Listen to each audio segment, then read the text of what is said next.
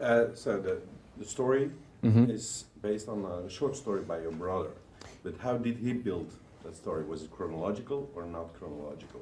Well, my brother told me the story verbally before he'd finished writing it. And the screenplay is an extrapolation of his basic idea, which I was fascinated by. And he told it to me while we were driving cross-country between Chicago and Los Angeles. And we both decided right away that by far the most interesting way of approaching that concept was subjectively, to tell the story in the first person. So he went off to write his short story. I went off to write the screenplay. And my solution to telling the story subjectively was to deny the audience the same information that the protagonist is denied. And my approach to doing that was to effectively tell the story backwards. That way, when we meet a character, we don't know, just like the protagonist, how he's met that person, whether he's even met that person before, or whether or not they should be trusted, that kind of thing. So the story is basically told backwards. It's basically told as a series of flashbacks that go further and further back in time. What's similar to my brother's story, as he finally finished it, it's being published next month, actually, in Esquire magazine in the States. And the similarity in structure is that both the film and the short story deal with repetition and internal echoes. And also, they both alternate between the objective and the subjective. So in the screenplay, what I did is I said, I need a way of breaking up the flashbacks so that we separate the scenes in our mind and feel this progression further and further back in time. So what I did is I alternated between these color sequences that are intensely subjective. Everything in the color sequences is from Leonard's point of view. We're always in his head, at least to begin with. We alternate with these black and white sequences that, at least to begin with, are objective. They're presented a little bit more in a filmy way. It's black and white, it's grainy. The shots are sometimes overhead, a little bit more distance. It's a more objective view. We don't hear the voice at the other end of the telephone. We're not really in his head. The voiceovers in the color sequence and the black and white sequence are very different. In the color sequence, it's the voice of the mind. It's the first person. It's very much his thoughts as he's thinking them. In the black and white scenes, they sound a bit like interview grabs. You know, a bit like this kind of interview, edited and laid over pictures of him in this room going about his life. So I wanted to introduce this almost documentary style element at the beginning of the film to give the audience a little bit of information, objective information about how this guy lives his life and what he thinks, and to break up these scenes. So the black and white sequences, the chronology is forward. They run forward in time, as we realize as we go further and further along the film. As the film progresses, the color sequences become a little bit less intensely subjective. I think towards the end of the film, we really start to step outside his head a little bit and start to question some of the things we've been told about this character, or some of the things he's told us himself. The black and white scenes, on the other hand, as the movie progresses, they become less and less objective. We start to get more and more into his head as he exists in this motel room. And in fact, then the black and white and the color scenes actually meet towards the end of the movie. And I think these two perspectives, the objective and the subjective, the backwards running narrative and the forwards running narrative, they actually meet at what is the end of the movie. Chronologically, I guess you could call it the middle of the movie. Just to... Memento, can you draw the line between the black and white scenes and the No, Sure. if you just put it like, okay, you've got these, let's say the classic 3 acts, and then you have the color, and then a line for the black and white, and then the flashbacks and All right, the let's story. have a go. Okay. It's confusing because I don't think pictorially, diagrammatically. So, okay, what do you have? You have the beginning of the film here. What's the best way to draw it? The best way to draw it is as a hairpin, like that. That's basically the end of the movie. This stuff is the black and white stuff. This is color. And this is running backwards as a series of jumps. And what we do is we cut between the two the whole way through. So we alternate scene here, scene there, scene there, scene there, scene there, scene there, and they meet towards the end of the film. But then within this, you have flashbacks to a different timeline, which is actually even earlier, somewhere around there. Also within this, you have flashbacks to an earlier time, also somewhere within there. So I guess you could use the hairpin shape to represent the bulk of the film, with the black and white, with the color, meeting in the last reel, the end of the film being sort of there-ish, after it turns into color and kind of leads us into the beginning of that preceding scene. But you have other material that actually precedes the beginning of the black and white scenes.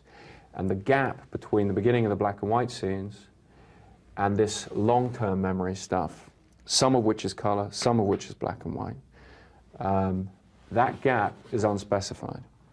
The lead character, because of his particular condition, he can never know how long that's been. He's cut loose in time, effectively. So we never wanted to specify for the audience. We imply a length of time to it, because it's the time in which he's had these tattoos put on, he's been living this life, and so forth.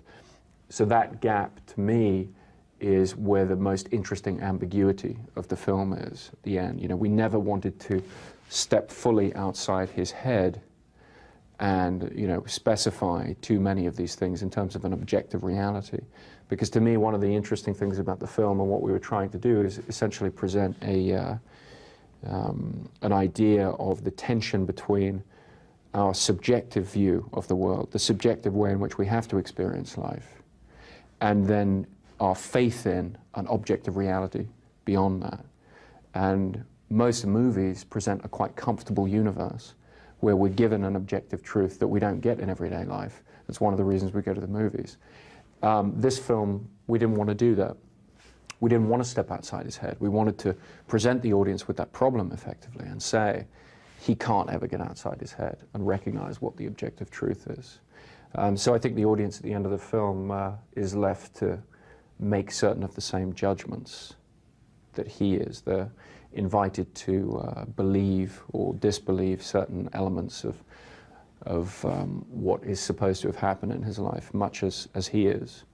And I think the way that we try and focus on this end of the film and making that as extreme as possible is by taking this subjective view and this objective view and effectively having them meet at the end, so that what we achieve is still subjective, but with enough objective information built into it that we start to question the point of view that we've been given for the whole film. So that's about it. But film is written, of course, if you have the flashbacks and the story. Where do you choose the moment to build it in your in this hairpin structure?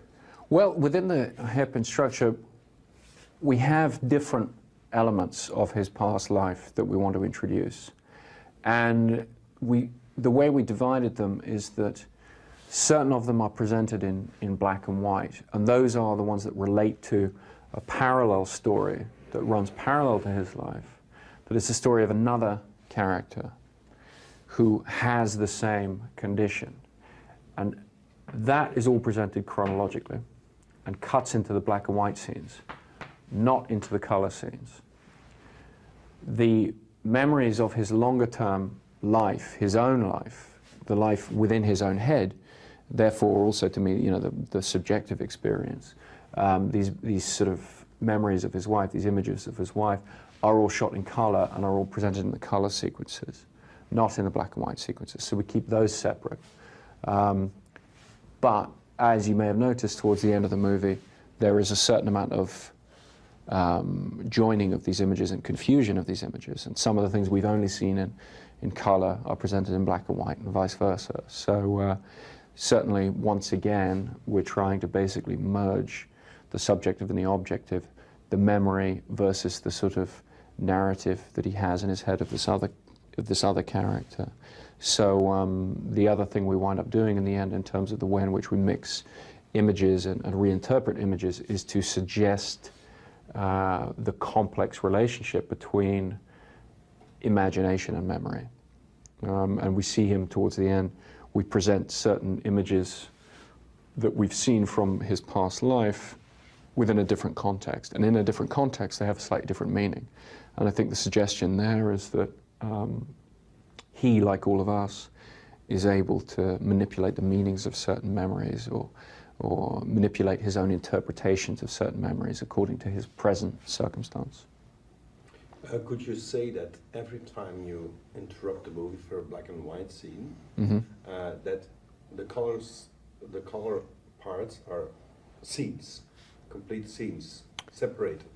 Yes. The way in which we cut between these two things is we'll take a color scene, and then we'll cut to a black and white scene that's shorter in length, and then we come back to the color scene, and we basically, as these are going essentially backwards in time, we're sort of leapfrogging, and we wind up repeating the beginning of a scene at the end of another scene, and vice versa.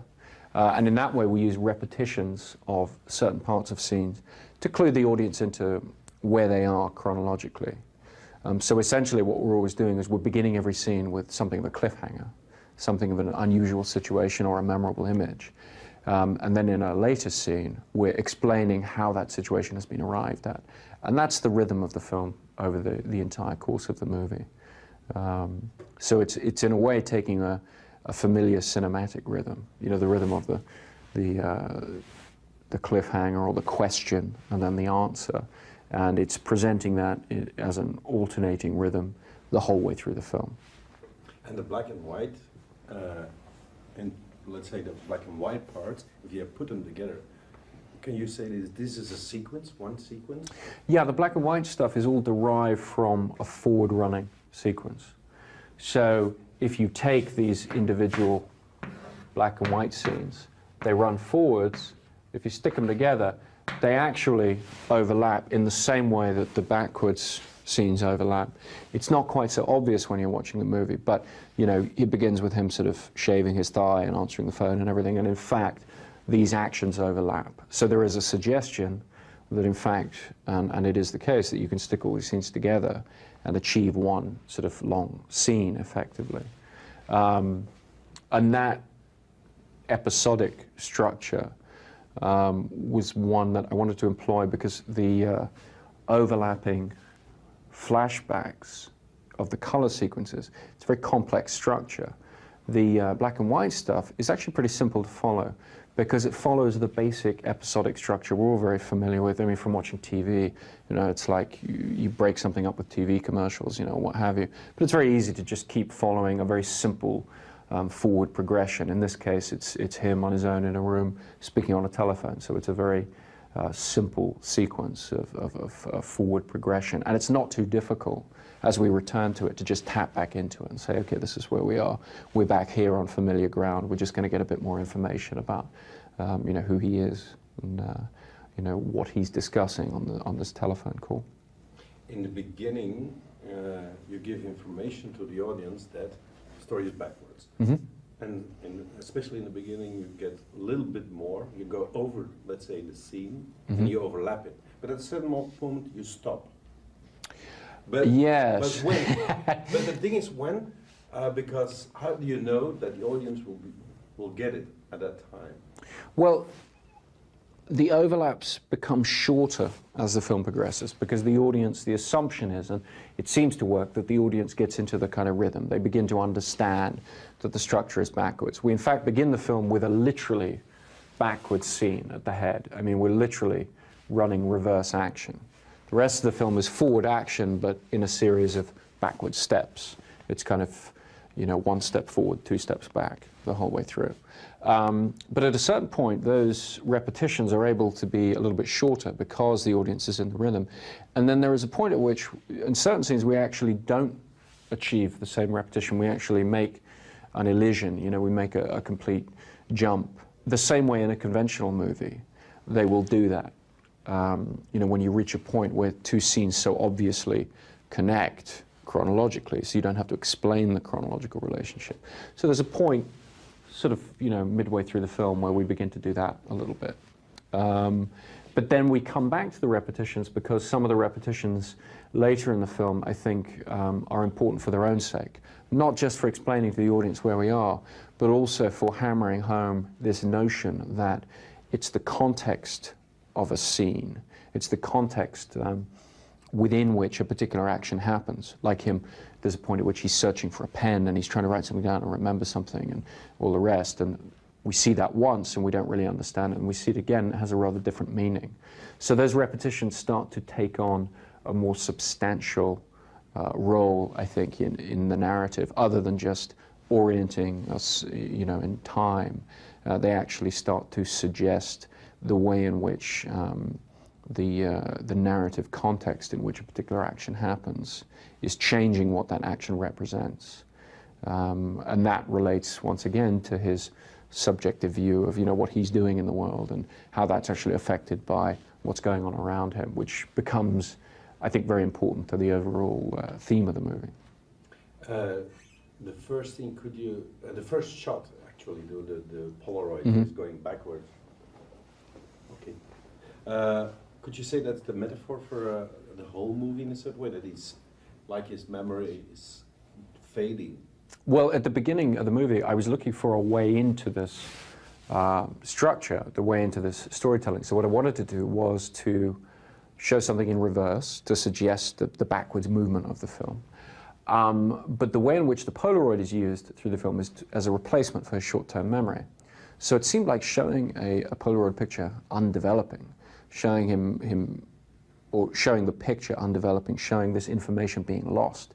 It seemed like a very useful way of suggesting the problem that he's having to deal with, which is, you know, this faulty short-term memory, this information dribbling away. And in fact, the opening shot is, you know, it's a Polaroid of a dead body.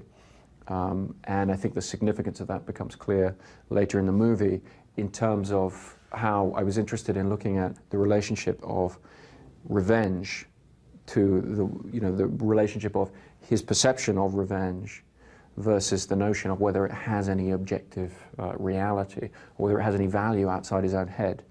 So this idea of, you know, this achievement of revenge, this satisfaction, this dead body, this gruesome image, fading and actually undeveloping and losing itself from his mind. That actually is pretty much, that's the whole movie. In fact, you can just watch the opening shot and you've got the whole movie. So. Okay. Thank you very much. Thank you.